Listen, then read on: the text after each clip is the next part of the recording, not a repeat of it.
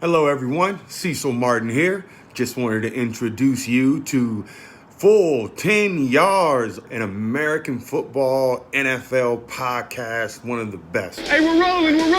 We drive all day long. Stay tuned, man. We got something special for y'all today. You're listening to the Full 10 Yards podcast. To the 10, right to the 5, scooting in for the score. Touchdown. Yes, welcome in one and all to the Full 10 Yards NFL podcast. Just a few days away now from the Super Bowl before we then enter a 7-month hibernation, which I'm sure some of us are probably looking forward to more than others. I need to get a haircut. Look at that. You need to get a haircut. I Ideal get to closer need and some to you. close. I look closer and closer to looking like Jesus every day. It looks pretty good, to be fair. I'm not going to lie. That greenery in the background is doing you a lot of favours as well. Yeah, there we go. Obviously, big day away. Just a few days away now. So this is Tuesday. We are recording this. So, I hope you boys have all got Monday booked off. This is obviously one part of the Full 10 Yards super week of content. Make sure you join us tomorrow, where we'll be having a huge an NFL season quiz. We have Hannah and Jeff Reinbold, Hannah Wilkes and Jeff Reinbold joining us. The guys from the NFL Irish show as well. So free to enter. Prizes to be won as well. I don't think there's any better combination of words that you can find. Free to enter and prizes to be won. So make sure you join us tomorrow, Wednesday at 8 o'clock. Facebook, YouTube and Twitter. But that's tomorrow. This is today, Tuesday the 2nd of February. We have extracted some of the UK community podcasters and people, well-known people, because we like to have well-known people on this show, to get their thoughts on the big game Sunday. You can see them all correlated and all tessellated very nicely next to me. So we'll welcome in first, Jacob. Good to see you again, buddy. Obviously been a while since you've been on the podcast. I heard a rumour, actually, you started the coronavirus because you wanted to keep your world record intact so much of visiting every stadium. Is that true? Can neither confirm nor deny. I will say if there's been one silver lining, and that's a big if, it's that nobody was able to break the record. It's probably safe for a couple of years. But thank you for having me. No, absolutely. Next up, we are joined by Matthew Inkster, Patriots fan. As you can see by his lovely background there, he's obviously used to looking forward to this kind of week, but obviously no bueno this year. But I suppose your old buddy's still there, so I suppose you've got something to look forward to if you're clutching at straws. Yeah, definitely, Tim. Thanks for having us on. And yeah, 3 old buddies, if you want to chuck an AB into that mix as well for all of 5 seconds that he was at the Patriots. It is a funny old time, but yeah, looking forward to it nonetheless. Some things never change. We wondered at the start of the season whether it was Tom Brady or the New England Patriots that will always be in the Super Bowl. I suppose we've kind of answered part of that question, and obviously we've got next year as well. But we'll wait and see. That's for next season. That's for the off season. That's for next year. And then finally, completing our huddle is Freddie Hall from the Franchise at Tag podcast, Steelers fan. I think it's fair to say, Freddie, Steelers fairly up and down season this year. We were riding really high for a very long time, then came crashing back to earth like a huge meteor very, very quickly. Crazy season for the Steelers. It's going to be a fun off-season to see. Obviously, Big Ben up in the air, but looking forward to the Super Bowl coming this weekend. Interesting. That's also interesting comments about whether they bring Ben back. Obviously, again, that's for an off-season podcast. Obviously, we're here all to talk about the Super Bowl. But just before we do delve into that, a couple of quick-fire questions. I want to kind of go around tables and just like some mini storylines. We'll get into some storylines and some key matchups that we are looking forward to watching come Sunday. But obviously, season has finished. Many have thought that we weren't going to get to this position. Is anyone kind of surprised that we've managed to get to the Super Bowl? Did anyone, obviously before the season, it was kind of, I think I'm probably right in saying that most people thought we wouldn't probably get through the season if we had to do a tally. But Freddie, were you surprised we got here? I think you got to give huge credit to the NFL. I mean, I'd never thought that we wouldn't get there because of how much money is on the line for the NFL and everything like that. As much as we don't want to focus on the monetary aspect of it all, it is a huge portion for the NFL. And you've got to commend them for what they've done. They've done fantastic to keep every game going, not to cancel any games. Could have arguably cancelled 1 or 2 games, especially the Denver game where they had to throw out the unknown wide receiver at quarterback. But it's real. You got to commend NFL for being able to overcome all the obstacles that have happened in the past few months to be able to get to this point and to get smooth sailing into Super Bowl 55. Can I actually remember that quarterback's name? I can't remember his name. Kendall Hinton. Kendall Hinton. There you go, Jacob. There you go. Jacob, what do you think? Obviously, there have been teams that have been more affected than the others. Obviously, Steelers have been had a fair amount of games rearranged. And say Denver have had the quarterback game, and Cleveland Browns obviously had some issues towards the back end of the season as well. Is there any other teams that you think might have actually have benefited from COVID at all?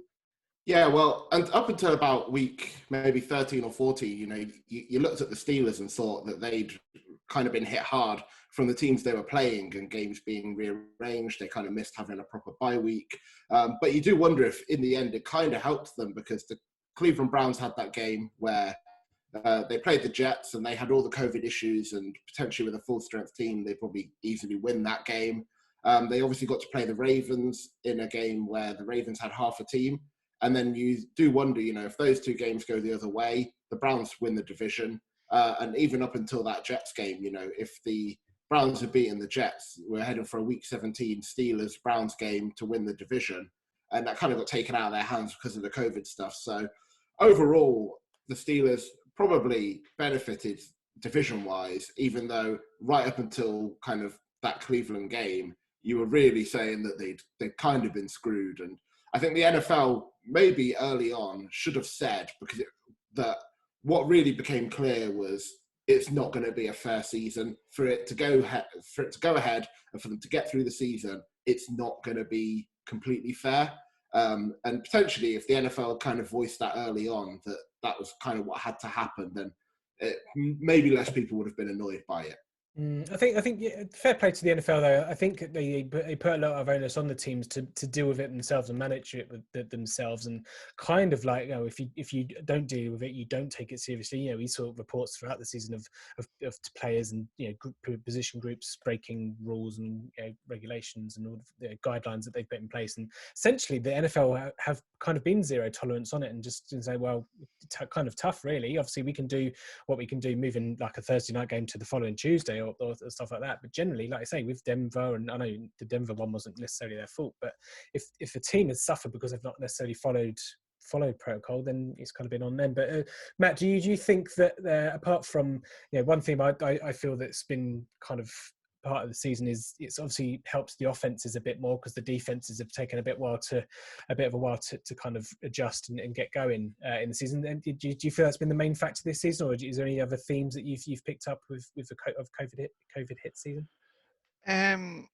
One of the themes I've noticed, and whether it might be detriment or not, it didn't seem to be, was the actual, just what you mentioned there about the moving of games, the changing of games, and things like Jacob spoke about the Browns there, and there was a period, I think it was around about that Jets game and then the Steelers game the following week. I think they had one physical practice in the space of 14 days, and yet they still come out and won the game. Yeah, you can say that at that point the Steelers were playing some second string players, but I mean they still did it. They still seemed to be unaffected. The Titans did what they did until the point that the Chiefs, the Ravens, stopped them. They ran from week 5 all the way through the rest of the season because their bye week was shifted. And overall, it just, I think, kind of goes to show that the preparation that these teams put in is pretty much second to none, and they can roll with the punches, sort of thing. And the other thing, just when you were speaking there as well, I thought of about the COVID rules and protocols was it was AJ Brown that threw the ball into the crowd and then got fined $7,000 because he's maybe throwing a potential like COVID missile at people. I just thought I was, things like that. It seemed a bit crazy. And then other points where you're talking about a Denver room that got decimated because they were all deemed close contact with each other and things is where it is. And you see it with our football over here that, they're not trying to punish them as such. I mean, life happens and things happen, but that overall, that's the theme that I would take from it, is that they prepare so well that it doesn't matter as much if they've had to affect and change their schedule because of what days they play or whatever. Sure. And I say, like I say, it's all accumulated into Sunday's game. And to a couple of quick fire questions. Do we think, Matt, Freddie, do we think that Tom Brady retires if he wins or loses this game, or does his decision change if it's a win or a loss? Well, with these sort of things already, we hear whispers, don't we? I mean, like before Breeze's last game, we'd already heard whispers this was going to be it, even though it was never officially announced. Admittedly, the Phil Rivers retirement this year was kept quite under the radar, and that was a little bit surprising when that happened. And we've heard nothing about Brady going to retire after this game, and I don't think he should win or loss. I don't think he should. The difference, I think, between him and Breeze and Rivers and other older quarterbacks in the league is he's just playing at such a high level still for his age. And I know Breeze was still playing at a high level, I suppose, in a very good team, but you could see physically he wasn't playing throughout the full games. I know they, brought in Taysom Hill every now and then to do these wildcat plays, but in a way, it felt like that was. It felt like they were doing that to give a bit of a carnival aspect to the offense and a bit of a change and a bit of a surprise aspect. But maybe it might have been that Breeze couldn't throw all game and couldn't be playing all game because he just doesn't have the capability now to play all game. Whereas Brady it feels like he's just not missed a beat at all. And he's in a situation that could be a winning team, a team that could potentially be a Super Bowl team for maybe the next 3-4 years if they keep all their talent, if they're wise with their picks, and keeping that team together. So I don't think this is the end of Brady, though a lot of us in the NFL might like to see the back end of Brady due to how much success he has had in the NFL. He's just playing at too good a level to go anywhere for me at the minute, and he's in a very, very good team as well, which also must be quite attractive to carry on playing. Yeah, absolutely. They say when he joined Tampa, obviously he's a 2-year deal. Obviously, he's played the first year of that. But Jacob, do you see him fulfilling that 2-year? Maybe, dare I say, even extend it? Yeah, I think so. I don't think we're going to see him go anywhere. I think even if he getting to the Super Bowl was a big thing without Belichick, that whole storyline. I do wonder as well if there's like just an age milestone thing. I could see him wanting to do 45, and then and that's he's obviously 43 at the moment, so we'll give him 2 more years. I just think we'd have heard more if it was seriously on the table. Obviously, the Saints losing Breeze this year, he might look at that and go, I want to go win a division. As much as they're in the Super Bowl, they didn't win a division. They'll be firmly in the driving seat to do that. So I think we see him for another year, if not 2. It certainly will be interesting. Obviously, media week leading up to the Super Bowl is something that obviously you get the player days and the media days. And Matt, I suppose obviously this time last year he was still a Patriot. And if he was to leave New England, did you want to see him end up somewhere else, or did you want to see him just retire as a Patriot? And what do you think with Brady? Obviously, you know him quite well, not personally, obviously, but you've seen him for 20 years. Do you think he's still got a couple of years left in him? First of all, I wish I did know him personally, but no, I don't. So it's a difficult one. It's one of those that you want to see him ride off into the sunset and not do anything anywhere else. But I mean, look what happened to Peyton Manning. When he went from the Colts to the Broncos, and it's a similar thing now. I think that the position that Brady's in, and it's been a huge like 50-50 divide pretty much in the Patriots fan base. Oh, you must be sporting TB12 and the Buccaneers through the whole season, and other folk saying no, you shouldn't be because you sport the team and not the player, sort of thing. And personally, I'm now edging towards, just for the term of the Super Bowl, is seeing him wanting to win it, because I never want to see him fail in any aspect anyway. But up until last week against the Packers, I wasn't really that fussed. I mean, you can play well, yeah, great. And if the Buccaneers didn't get beyond the division, then it's not my team. I don't really care. But now that they're in the Super Bowl, and especially against the matchup that they've got, then yeah, it's TB12 all the way for the next, 6 days or so left. Yeah, absolutely. Yeah, and it will be interesting to see how much Tom gets grilled, or maybe even Bruce Arians gets grilled about Tom Brady's kind of future. But Tom Brady and Bill Belichick was one of the big storylines come into the season. Tom Brady with Bill Belichick was 219 and 64. I mean, that's just ridiculous, isn't it? Obviously, they've kind of gone separate ways this year in terms of record. Tampa Bay obviously 11-5 prior to the postseason. New England 7-9. New England crashing to 27 in terms of points scored ranking. It's the only time they've been outside the top 10 since 2000. They've only been outside the top 10 once under Brady, which was 2003, and it's obviously their first losing season which was obviously pre-Brady 2000. But it's an interesting. Obviously, Tom Brady going for his seventh ring, and Patrick Mahomes obviously going for his second. Is there anyone, Matt, that gains more from winning this game or losing this game? Is it a case of they've kind of both got the same incentives to win, or do you think anyone's stock will be exponentially risen from winning or losing this game? For me personally, Brady cemented it regardless whether he wins a seventh ring or not. I think it's Mahomes that gets the most out of this Super Bowl, regardless if he wins or loses. If he wins, I mean, he signed his contract anyway, and so it doesn't really matter too much in terms of that. But overall, it makes a huge difference to him if he wins. But even if he loses, he's going to come away from this year. He's got his second straight Super Bowl.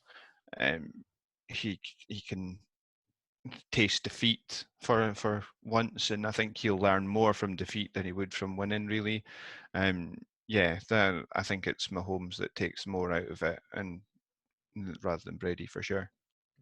Obviously, Freddie, if Brady does win, obviously that's his seventh ring. Do we ever, if that is the case, do we ever see Mahomes? Obviously, Mahomes is seen as the kind of the next baton, or the next baton holder and flag bearer, whatever you want to call it. Do we think that he's ever going to get near the 6 or 7 of Brady? Well, it's going to be incredibly hard, isn't it? I mean, it's just going to be so hard for that to happen. For one thing, Brady has them rings because he had Bill Belichick. Whether you want to argue it was Brady or Bill Belichick at the Patriots, they were both there the whole time together. Mm-hmm. Are we sure Andy Reid is going to be at the Kansas City Chiefs for the next 20 years? Doubtful. Probably not at all. So it is whether he has that person next to him the whole ride. I think, why not is definitely the thing. Why not? Why can't he go and do that? I think he's more than capable to go and do that. It just depends on what Kansas City do going forward. They're very different organizations, Kansas City Chiefs and the Patriots. Patriots obviously incredibly buttoned up and really win at all costs. And the Kansas City Chiefs don't feel like they're the same organization in that aspect of it. So, yeah, I don't think. Why not? Why can't Mahomes do it? Because he's got the talent to be there and do it. It's incredibly difficult to do it, but there's got to be some changes to Kansas City along the way, and it's whether Kansas City can overcome that or change in the right direction to put Mahomes in the best position to go and get them rings. Yep, certainly indeed agree with that. And Jacob, obviously this is a matchup between two teams that have probably been, well, maybe outside the Packers, have been the most impressive this season, certainly towards the back end. Like I say, Kansas City 14-2, Tampa Bay obviously 11-5, didn't obviously win their division, but these are the 6th and 3rd ranked teams in terms of points per game, both top 10 scoring defenses. They're 1st and 2nd in terms of pass yards per game, which surprised me a little bit. Obviously not the KC one, but the Tampa Bay one. And then this blew me away a little bit. Tampa Bay currently on their longest win streak in franchise history, obviously not lost since coming out of their Week 13 bye. That blows my mind. And then Kansas City, essentially, their starters haven't lost since Week 5 when they lost against the Raiders. Obviously, sat everyone in Week 17. But which of the two teams do you feel has probably had the most impressive season?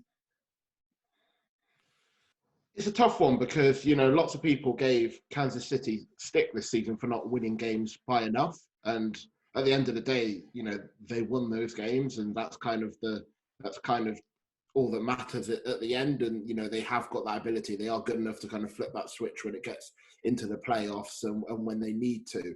But I am impressed by Tampa Bay just because anytime you throw in a new quarterback, even one as good as Brady, and it did take some time for them to gel. Like you said, it was the back end of the season where they started to become really impressive. And it was bumpy along the way. I mean, look at that Saints game. What was it, 38-3?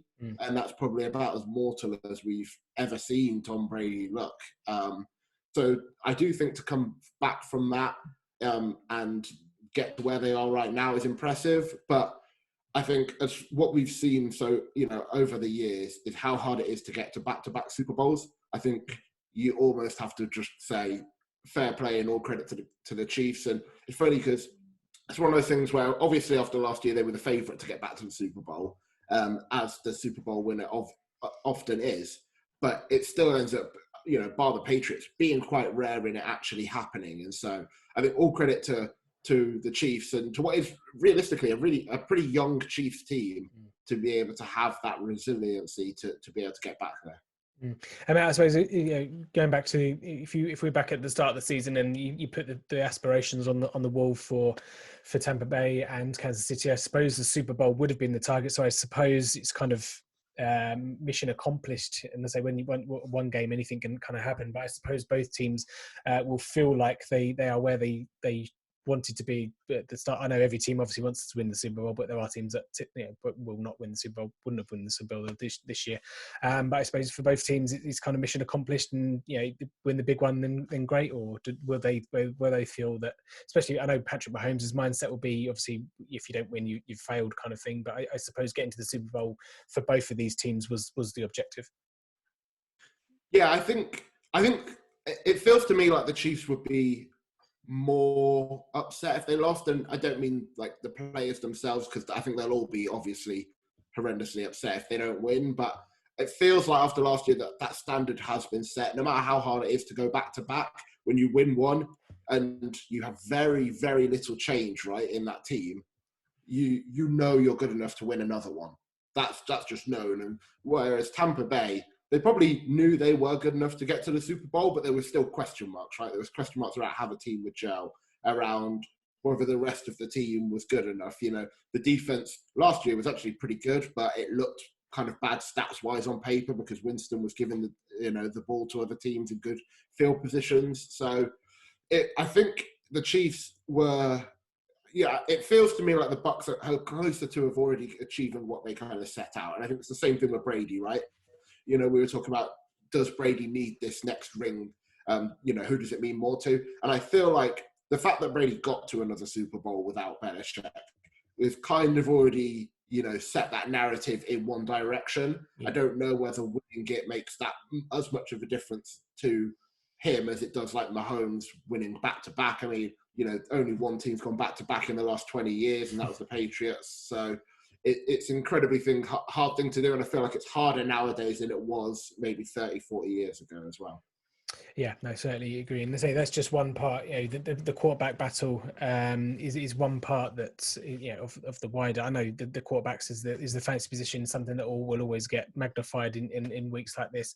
Let's get into our storylines then. So, Freddie, you've gone for kind of a bit left field, dare I say. You've gone for some rookie love. Obviously, rookies were behind the eight ball coming into the season, with no disruptive minicamp, and obviously not the traditional off season that rookies would have had this season. I know the wide receivers have killed it this year in the league in terms of the rookies, and they've kind of grabbed the headlines. Obviously, Justin Herbert being another one as well. But you're focusing on two rookies in this game. Yeah, I mean, there's going to be a few rookies playing in the game, but I think the two standout rookies on each team is Clyde Edwards-Helaire, the running back at Kansas City, and then Antoine Winfield Jr., the safety at Tampa Bay. I'll look at Clyde Edwards-Helaire to begin with. I think, though it won't be a battle one-on-one like a quarterback against a wide receiver, both these players play a very, very important role in the team. And for Clyde Edwards-Helaire, in 21, the last pick in the draft from LSU, he's got 181 rushes for 803 yards, 4 touchdowns, 36 receptions, 297 yards and a touchdown in the regular season. Maybe hasn't been the splash running back for a first round pick, even though it was the last pick of the first round, but has been very decent for them and has been pretty good. Obviously, he's been nursing a bit of a hip and ankle injury. Didn't really see the field that much against the Bills, only 6 attempts, 7 yards and a touchdown. But, I think he was coming back from the injury, really. It's going to be hard when he comes up against Tampa. They've got the best rush defense in all of the NFL. They only allowed 1,289 yards and 10 touchdowns, which is the best in the NFL. And though they've been okay at running the ball, they've not been excellent at running the ball, the Kansas City Chiefs. And Helaire is going to have a pretty decent game. because the Tampa Bay Buccaneers know what they're going to need to do against this Kansas City Chiefs offense, even though it's going to be really hard. You know, we take Kelce out of the game. What about Hill? What about Hilaire? We take Hill out of the game. What about Kelce? What about Hilaire? There's so many offensive options on that Kansas City offense that Tampa is going to have to deal with. And then on the other side for Winfield, the second round pick out of Minnesota, a potential rookie defensive player of the year if it weren't for obviously Chase Young, who's just been an absolute animal. I really championed this guy all year. I've loved watching him play. I think he's so good, and he's really changed his Tampa Bay Buccaneers defense in the backfield. He's got 96 combined tackles, 4 quarterback hits, 3 sacks, interception, 2 forced fumbles. Again, has had a bit of an ankle injury and has promoted this Tampa defense to be better. I don't think they've been the greatest defense all season. I feel like they've been a bit hit and miss at times. And I really worried for them against the Packers not having him, and then especially losing a safety in the game. And they did well against the Packers. They did beat them, but they did struggle at times with Davante Adams. They did struggle with MVS at times. I think Antoine Winfield is going to be the key aspect in coming up against Tyreek Hill, coming against Kelce, against other wide receivers on that team. And as rookies, they're going to be on the biggest stage in their first year, and it's going to be a very different Super Bowl to the usual Super Bowls we get. But God, they're going to absolutely love going out into the field and playing in the Super Bowl, and hopefully that won't be the last Super Bowl they see for either of them. Absolutely. I just want to, my storyline, I'll just, it's a good segue into mine. I think mine is about that Kansas City run game. Can they get anything going? I mean, yeah, Clyde Edwards-Helaire put up Jordan Howard numbers last week, didn't he? I know he's returning back from those injuries, but Le'Veon Bell didn't get anything last week. He's essentially just died, doesn't he? He might still get a Super Bowl ring out of it, which I'm sure he's not too fussed about, and something that he can shove in Steelers fans' faces and Mike Tomlin. But like I say, Darrell Williams has been picking up the role of the last couple of weeks and has run really, really well. Like I say, the Tampa Bay, one of the best rush defenses. Week 12 matchup that they only had 87 yards on the ground, and 28 of them were from Mahomes. Like I say, Edwards-Helaire had that amazing week 1 game. Did he score like 2 or 3 touchdowns? He scored kind of like Sonny Michel from Patriots a couple of years ago. But he's had a very up and down season. I'm not overly convinced on Clyde Edwards-Helaire personally. He does fit well in that system and the way that they run the running game in Andy Reid and Eric Bieniemy's offense. And it's going to be extra fascinating. I know that we'll segue into offensive line shortly, but the missing piece of Eric Fisher on the left tackles can be huge for not just obviously the passing game that they usually go through, but the running game as well. It's going to be fascinating because I think Kansas City, whilst they don't need the run game, they need to kind of try and be as honest as possible with putting the run game in there, just so that it's not all eight men in the box and Devin White and all the rest of the guys are really good and just block literally every hole and literally get nothing and force Mahomes to pass. But Jacob, you have your storyline as the banged up offensive line against that elite D line. So just want to expand on that one a little bit. Yeah, I mean, I think the only way really you're going to stop Mahomes is to get to him early. I think if you give him time to have these plays develop, they're going to be in trouble. And it all comes back to that Week 12 matchup, right? These teams have already played each other. And I love Super Bowls where the teams have played each other already because it gives you it gives you an early look already at how these teams match up. And when they gave Mahomes time, I mean, Tyreek Hill, I think he had 269 yards and 3 touchdowns. I mean, it was unreal. A career performance from Tyreek Hill. And it comes back to that NFC Championship game, right? That was the main way they were able to stop Davante Adams and Aaron Rodgers, was they were able to get to him. They were able to get him on the ground. And I think Shaq Barrett, JPP, Vita Vea, those guys are going to be absolutely key against that offensive line, which, as you said, it's a bit banged up. No Eric Fisher. And this is obviously not always an indication of how good they are, but I think every other offensive lineman was 7th round or undrafted along that O-line. So it's going to be tough for them. I think Mahomes obviously helps them in his mobility. He has that ability to kind of extend the play and buy some time for players like Tyreek Hill, Mecole Hardman, DeMarcus Robinson, Sammy Watkins if he plays. The speed all over the place. But one thing we saw the Packers try and do against the Bucs was okay, the deep game's not working. We're not getting this time to develop. Let's very quick screens. That's something that, the Chiefs do very, very well. The Bucks were on it. And Freddie's pick of Winfield will be key for that. All that short game. It might end up being kind of a bit of a long game where they have to throw short a few times to set up some long plays. But I do think it's all going to come down to, can the offensive line slow down the Bucks D line at all? Mm. Yeah, and interesting you say that, actually, Jay, because I did a bit of deeper diving today in Patrick Mahomes' kind of stats, and this actually, as much as the Tampa Bay win streak blew my mind, this one blew my mind as well. So in 2020, Patrick Mahomes, when he's had less than 2.5 seconds in the pocket, he's completed 76.77% of his passes, 20 touchdowns and 1 interception. If you compare that to when he's had over 2.5 seconds in the pocket, he's only completed 55% of his passes, 18 touchdowns and 5 interceptions. So, like, even if I guess taking from that, judging on what he's done this season, if they do get to him, it doesn't really matter. And you kind of almost want to say, all right, don't get to him. And it's just, he's so instinctive, isn't he? He's just that's what makes Patrick Mahomes, isn't it? It's just that instinct of that quick throw, and makes him so deadly. Yeah, and there's another trait of that Week 12 game as well, is that I know it's the Todd Bowles defense. They didn't really blitz much against him. Again, it'd be interesting to see. My matchup we'll get to a bit later on, but it'd be interesting to see if that kind of is repeated in the Super Bowl. But Matt sitting there patiently. Freddie spoke about obviously Antoine Winfield Jr. being the rookie and obviously at corner. But on the other side, you've got Sean Murphy-Bunting, and Jacob mentioned the plethora of wide receivers and the speed that the Kansas City Chiefs have. Do you just want to make obviously that's your storyline going into this game? So why did you pick that? Yeah, I picked Murphy Bunting because I think he's an unsung hero in this defense a lot of the time. He was one of the top tacklers over the course of the regular season, and again through the postseason to date. He's I think he's like 4th overall tackler on the season, 5th tackler on the season, sorry, and I think he's jumped up to 4th in this one. And he had 1 interception, 1 forced fumble, which doesn't seem like a lot, but then I think it comes down to that the time after the bye.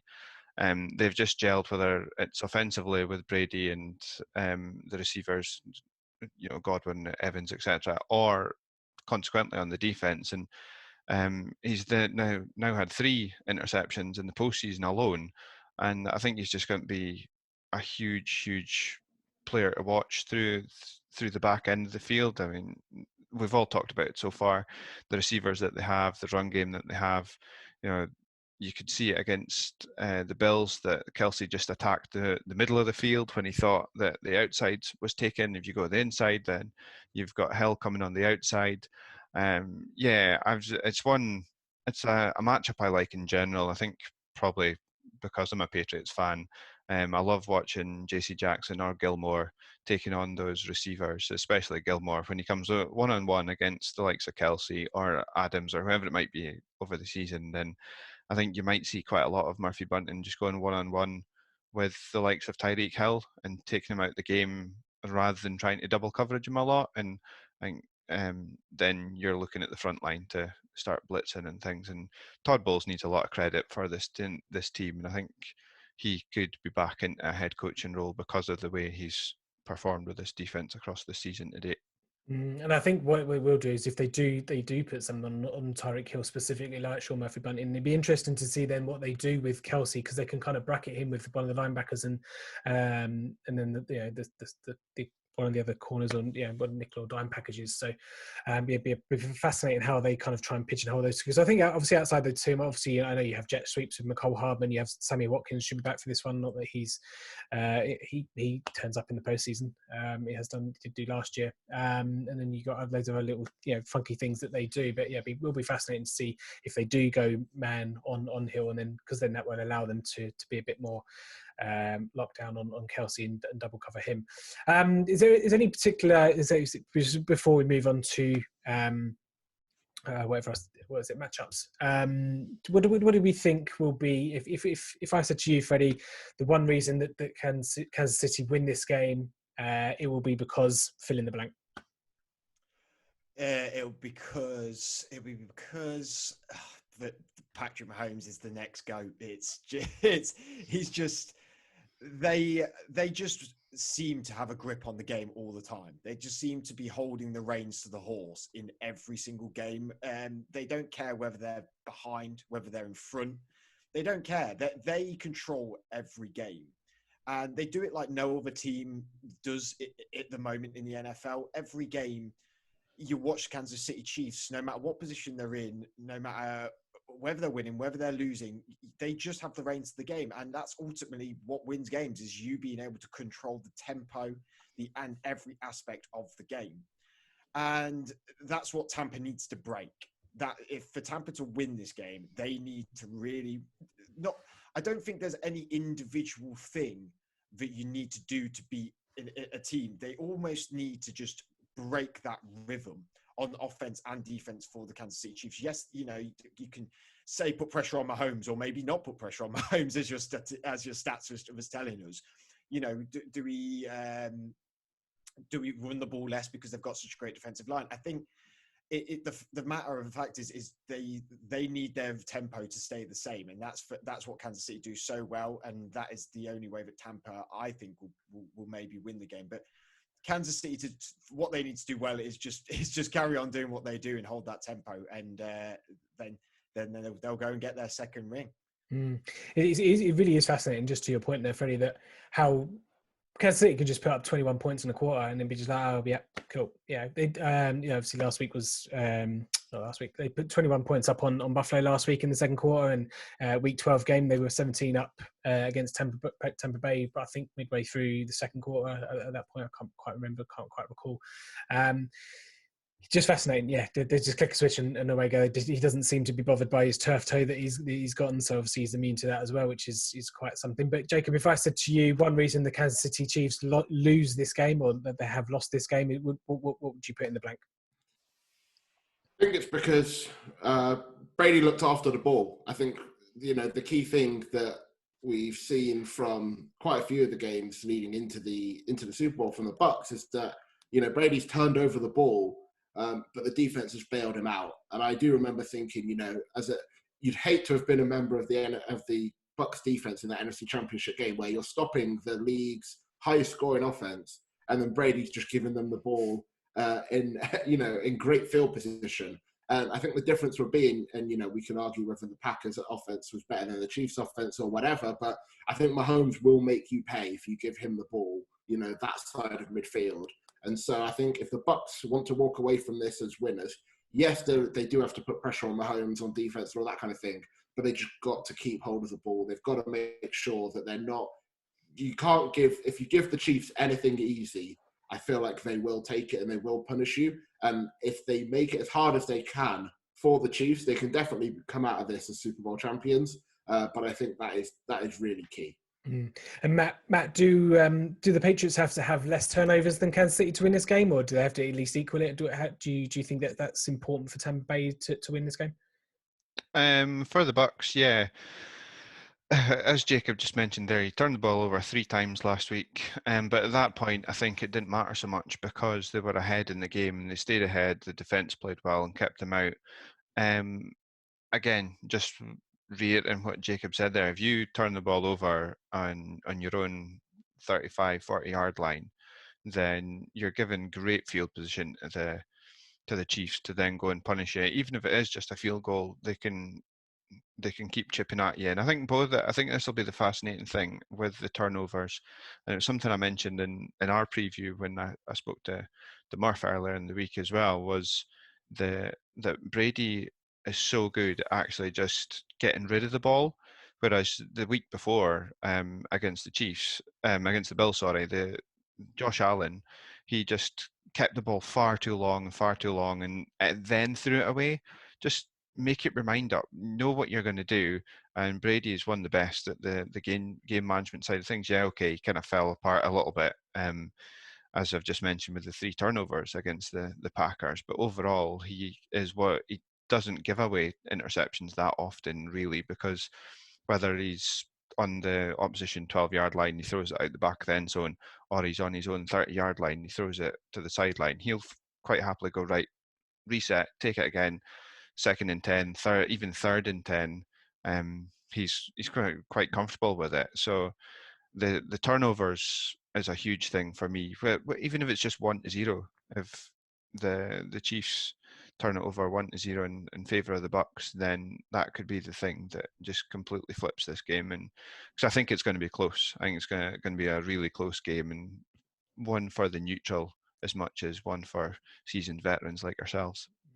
Yeah, I certainly agree. I think it should be a close game. But one thing that we've learned from both of these quarterbacks is that if they do get into big deficits, that they can make comebacks. Jacob Mahomes obviously has done it for the last two postseasons, I suppose this one and the last one, where they've gotten down big, and then, like I say, they just blitz and score 3 touchdowns in a quarter. But Brady, of course, the orchestrator of the glorious 28-3 comeback. Falcons fans cover your ears now, but I suppose for the neutral, we don't want a scenario where defense takes over and then one team blows out the other. But I suppose even if there is a 20 point lead, I think considering who the quarterbacks are on both of these teams, you still, even let's say the Packers tried it last week and Brady, those 3 interceptions, did try and let the Packers into the game. But I don't think we're in for a blowout here because of the quality of quarterback.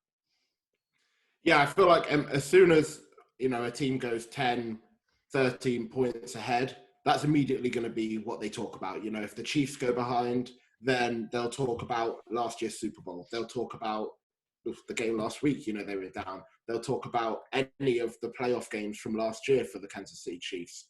And if Brady goes behind, of course, they'll talk about the 28-3. They'll talk about any number of games that you could pick out where Brady has been behind and he's come back to win it. I mean, it is really kind of two of the best at doing that.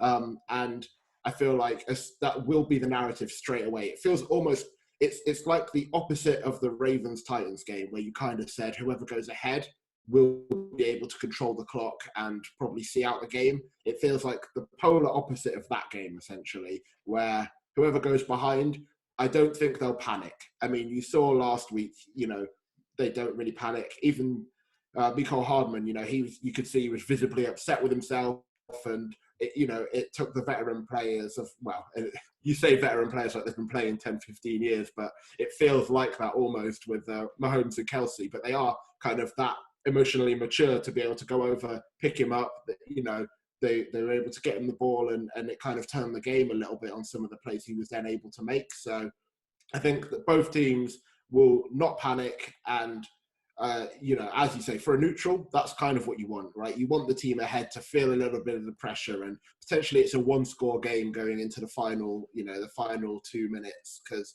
if it is, that all the narrative will be, well, they can come back and do this. It was the same thing in the Patriots-Eagles Super Bowl, right? Even though the Eagles were ahead on that last drive, everybody couldn't help but feel Brady's probably going to pull this off, isn't he? Even though he didn't, that was all anybody was thinking. And I feel like it'll be the exact same thing for whoever's ahead come the end of this game. And then just before we get to, it's a very good point. Just before we get to the predictions time, then, Freddie, this is obviously the first Super Bowl. I suppose it's going to be cliche all week and something, again, that gets rammed down our throat, but it's the first time a team will host a Super Bowl. Tampa Bay, obviously, the first team to do that. How much are you putting into home field advantage? I know there's not been too much this year. I know essentially the crowd's going to be the US equivalent of the NHS in the stands, so it's not going to be cheering and booing as much as maybe a conventional Super Bowl. Fair play to them. I mean, 7,500 tickets they've given out, which is fantastic by the NFL to go and do that. Really, really brilliant by them. If you'd asked me this at the start of the season, I'd have been like, this doesn't matter at all, but they're at home. But the fact that they've not played at home now for 4 weeks, and the Chiefs have been at home the whole time as well, I think this actually matters a lot more now than we're giving, than maybe would have thought at the start of the season. And all right, it's not going to be a full stadium, but there is going to be people there. And we have heard how loud the stadiums are getting with limited capacity. Obviously, there'll be Kansas City fans there as well, who are notorious for being incredibly loud. But also the Tampa Bay fans are going to be there as well. This is going to be their first Super Bowl in a very, very long time. They are going to be really up for it to try and beat the Kansas City Chiefs. I actually do think it matters quite a lot now. And in a season where COVID's been very key and we've had empty stadiums and it's not maybe mattered so much, it actually matters so much in the Super Bowl because they've been away from home. There's a comfortability factor. You're not out your comfort zone. The players that are in Tampa, you know, they're not traveling all the way to get to the stadiums. It's not staying in hotels you're not familiar with. It's not, you know, taking routes around the country that you're not familiar with. Some of these guys are going to be doing their normal routine every day just to go to the biggest game of the season. And there is a lot to be said there for the mindset aspect of that happening for a team. I know Kansas will get there. I'm not sure if Kansas is going to get there early, whether they're there already or whether they're getting there very last minute because of the COVID protocols. But it will 2 days, I believe. 2 days before the game. Yeah, that's all they're allowed to do. That's going to spin them out a little bit. I know these teams are very, very are very experienced in traveling around the country and everything like that, and it doesn't throw them that much out of aspect. But when you're playing a team at home that is there every day, that is making that route, that is very set in their ways with this could really matter a whole lot more than people are giving it credit for. And I suppose if you're a Kansas City fan, you can say you can offset that by saying we've already gone there and won this year. So again, a whole different kettle of fish. But yeah, it'd be interesting to see whether. I mean, I didn't envisage it paying. I think the fact that Kansas City have already gone there and won this season, I don't see it being too affecting the result too much or being too favourable in Tampa Bay's favour. Okay, well that pretty much breaks us down some storylines, some matchups that we're looking to see come Sunday. So let's get your predictions then, guys. So what I want from you is a winner, an MVP, and potential dark horse for a super kind of a star of the show that we potentially don't know. So Matt, we'll come to you first. Mine's is all based around Tampa Bay, really. Tampa Bay to win, which then would... Who's their quarterback again? I don't know. I mean, to be honest with you, before I go any further, it is a bit of a heart over head type of scenario because my head does say that the Chiefs win this, but as much as I say that through gritted teeth. But yeah, if Tampa Bay win, then naturally, almost always it goes to the quarterback, which means that Brady wins the MVP for the Super Bowl. And then the one I'd look out for, as much as I said about Sean Murphy Bunting earlier on, I would have to give a consideration to something that's not always considered, because as much as we've talked about offensively this whole time about whether it's the Chiefs or the Bucks with Evans, etc., and their run game with Fournette getting better than he has all season, an outside shot to me is either Shaq Barrett or JPP for an MVP shout, because I mean you saw what Shaq Barrett done last week to Rodgers. How could you not put him in contention if he comes away with 3, 4, 5 sacks again, and especially in the Super Bowl? So for me, the either way, whether it's Shaq or JPP, one of them can be an outside shot for MVP from defensive standpoint at least. And we'll have the betting podcast on Friday where we go through the MVP betting as well. But yeah, looking at the betting, it is actually quite hard to see outside the two quarterbacks, obviously for obvious reasons, but more so this year because both teams don't really, Kansas City don't have much of a run game going, and as they're going up against a stifling Bucks D. But even with the Bucks running back room, you've got both Ronald Jones and Leonard Fournette. I don't think you're going to get enough of one of those getting enough of the workload to warrant it. And again, I'd be surprised if either of them get a 100-yard game. And Jacob, obviously, there's not many defensive players that do get the MVP award because it's obviously a offensive happy league, pass happy league. But Von Miller, obviously being one that comes to mind. But do you echo Matt's thoughts? Would you win our MVP and potential other star of the show? Yeah, I think the Chiefs overall probably are the better team. I would probably favour the Bucks in terms of, you mentioned around the betting. I do think, I'd favour the Bucks at the points line, but I think the Chiefs are the better team. And so they probably do ultimately win, but I could see it going either way. But as you mentioned, the quarterbacks do often get it, even if, arguably they shouldn't. I thought Mahomes probably shouldn't have got it last year and did. So I feel like offensively, for someone not named Patrick Mahomes to get it, you'd need a repeat of that week 12. Tyreek Hill would need to, be getting 200 yards and 2 or 3 touchdowns. And even then, if Mahomes, his stat line in that game was 460 yards and 4 touchdowns. So potentially he still gets it somehow. But outside shouts at MVP, yeah, Matt pretty much said what I was going to say. Shut Barrett or JPP, really. I think it leads back into what I was talking about around my matchup. If the Bucks are able to win this, chances are they've been able to get to Mahomes. They've been able to slow him down by getting to the quarterback early. And as you say, if he can get 3 sacks, especially if they play sides and you've constantly got one of them going up against kind of the backup left tackle, and that becomes a problem all day. Yeah, like you said, 3 sacks, potentially a forced fumble or something like that. It puts you right up there. Like you said, Von Miller, it puts you right in that kind of conversation for them, even if it is a high-scoring game. But I think if the Bucks win, that's definitely that's an absolutely great bet. Is to kind of favour those defensive guys, because I do think for the Bucks to win, they will have had to slow him down at some point. I'm not sure they win a shootout. And of course, Brady has a history of winning the MVP award, but perhaps his running back should have done, James White. Freddie, as a Steelers fan, obviously you have the joy of seeing either Antonio Brown or Lev Bell take a Super Bowl ring away. Obviously, I'm not going to advocate them for MVP at any point, but which one are you cheering for the least?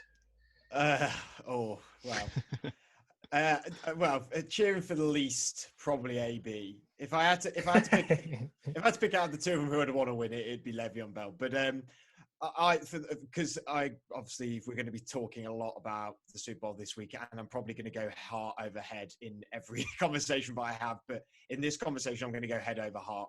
I think the Chiefs do win this. I just think they're the better team. I just think Patrick Mahomes is just that good, and they are that good. I do think, Tom Brady factor is such a huge factor. And obviously, if I think the Chiefs win, Patrick Mahomes is probably going to win the MVP. I think Jacob's right in the aspect of Tyreek Hill puts insane stats up in a half or in a quarter, whether it be at the end of the game or start the game. That could definitely be someone who's in the conversation. But I think Chris Jones, you guys have both gone on the Tampa Bay defensive side. I've gone Kansas City defensive side. Could be the unsung MVP that we might not... is maybe not predictable. I think Chris Jones has been a force to be reckoned with all season. He's just so good on that defensive line and runs that defensive line. Is the Tampa Bay O-line good enough to stop him? Maybe.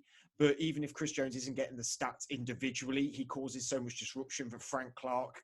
He is a bit of an unsung hero, I think, for the Kansas City Chiefs defensive line as well, because he's the one that feeds whilst Chris Jones takes all of the hits and the double teams there. So Chris Jones is definitely someone that we all know is such a great player, but if he can get to Brady and disrupt Brady and throw Brady off rhythm and get in Brady's face, is Brady good enough now to be able to cope with that? Yeah, probably, but is Chris Jones just a good enough player to be able to really throw the greatest of all time off his rhythm and off his game? Yep, no, I like it indeed. I think it's going to be very hard for a non-quarterback to win it in this year's MVP, just considering how the teams line up and how they play. And you've got explosive offenses. It's not as if we've got a kind of a defensive team against an offensive team where you can kind of say, okay, obviously if the defense stops the potent offense, then you've got a shout for MVP. But it remains to be seen. Like I say, we will break that down, mark it down on Friday in the Betting podcast. Gents, so thank you so much for your time. That's going to wrap it up. I hope you guys listening out there or watching, if you're watching on YouTube, enjoyed that one. Don't forget to subscribe and follow us on Twitter at Full 10 Yards. We do a quick round table where if you enjoyed any of the content any of the guys have brought, I'm sure most of the NFL UK community probably pretty much knows each other anyway. But Matt, where can people find you and your good work? Mostly go to Twitter. For myself, it's at Matt Inkster, and for the podcast that I do, Pat's Chat with myself and my friend Jake, it's at Pat's Chat UK, and from there you'll find the links and veer off to nflscotland.com and the like as well. Lovely stuff. And cheers Jacob, for having us on. Yeah, very, very, very, very welcome indeed. Jacob, where can people find about your world record attempt from last year, but also talk about 49ers and just football in general? You can follow me on Twitter at JBB Football and the same on Instagram. So follow both of those if you want to see my opinions on football and a bunch of other stuff. I was on a podcast, but no longer on that podcast anymore. But looking to potentially start another one once again, a little bit more time on my hands. But appreciate having me on. Jacob in the free agency market there come February, March time. And Freddie, obviously you're on your own podcast as well. Plug away. Thank you for having us on. I think the bidding war for Jacob's going to be starting now between us. Yeah. You know, whether you go for London or for Scotland, I mean, it depends where you want to go, mate. No sunny state, you know, there's no sun anywhere here, or beaches for that matter. But you can find my podcast, Franchise Tag Podcast, on Twitter, the Franchise Tag UK handle on there, and Franchise Tag Podcast handle on Instagram and Facebook. You find me on Twitter, Instagram at FreddyGTH9. Podcast every week. Lots of Super Bowl content coming out this week. So lots of fun. And again, thanks for having me on. And thanks to everyone here for doing so much in the NFL UK community at the minute when it's been a bit of a difficult time for everyone in the world. We've all been putting out content and doing some good stuff. So, congrats to all of you guys for doing some brilliant stuff for NFL UK. Yeah, certainly is. Jacob, don't take anything less than 2 firsts to go on a podcast. It's going to be strange. Obviously, when the Super Bowl is done, obviously it's helped with the lockdown. Obviously, in the country, and we were about to embark on essentially a 7-month hibernation from any action on the field. So I know we have the draft and free agency, and I know we had obviously the blockbuster trade for Matthew Stafford at the weekend. So. Hopefully there'll be more. I'm not quite sure we're going to get that kind of every week, but here's to hoping. But anyway, yeah, you can follow me at Tim_Monk F10Y. Obviously, you can catch all of our work at 14 Yards on Twitter. Obviously, the college guys will kind of take precedent and take the spotlight. We have a scouting guide coming out as well, so keep your eyes peeled for that. Thank you all for joining us. We'll be back again soon, so don't forget to check out all the other podcasts and the content that we are releasing this week. Very much appreciate all the engagement, all the interaction, and all the following as well. So in the meantime, enjoy the show, enjoy the Super Bowl on Sunday, and in the great words of Kevin Cadle, it's a bye-bye for now. A bye-bye.